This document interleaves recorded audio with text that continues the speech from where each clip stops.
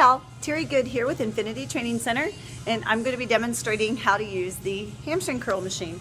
Now this particular machine, there's different types of ham curl machines.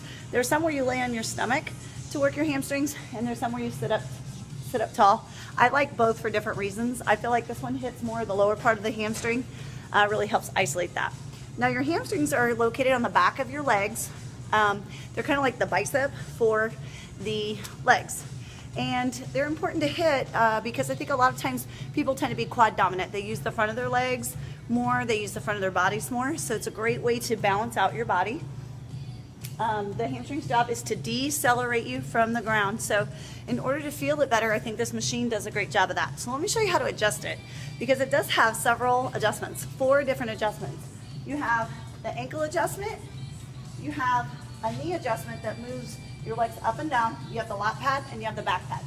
So I always say start with the back pad all the way back and adjust it at the end so that you can make it fit your body best. So what I'm going to do is have a seat, make sure that the knee bend lines up with the pad properly, and then I'm going to bring my legs up and adjust the ankle to where it hits right behind above my ankle and below the calf. So now that I have that adjusted, I want to adjust the knees. So the knees adjustment, if I had really tight hamstrings, you can see if I'm trying to pull this down, I can only move it a little bit right here. So you want to take it to where it's actually going to challenge you. Let me get stuck now. One second.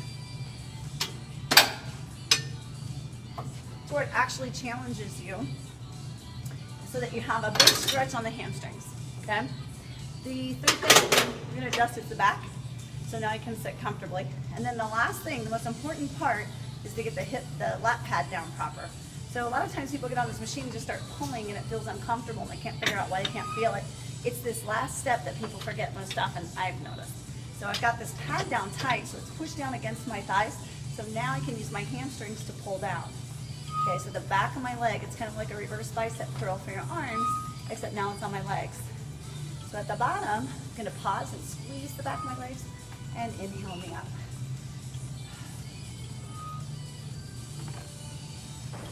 Little pause.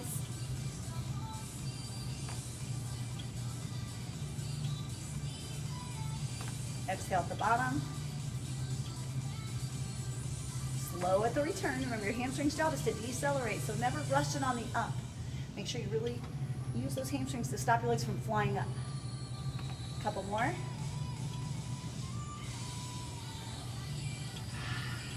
Good stuff.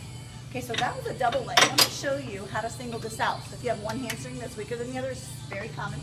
You know, lighten it up. I have to go pretty light on these. It's definitely a weak spot for me. That's why I like training it. We can't just train the stuff we're good at. We have to work at the things we're not good at. So I'm going to single it out. And boy, I can really feel that on my right hamstring. So that's how you single out. See where my other leg is? It's straight ahead. For some reason, I see a lot of people when they try to single out, rotate this other leg out. Now I don't use my hamstrings that way, right? I would never point my other leg out to do that.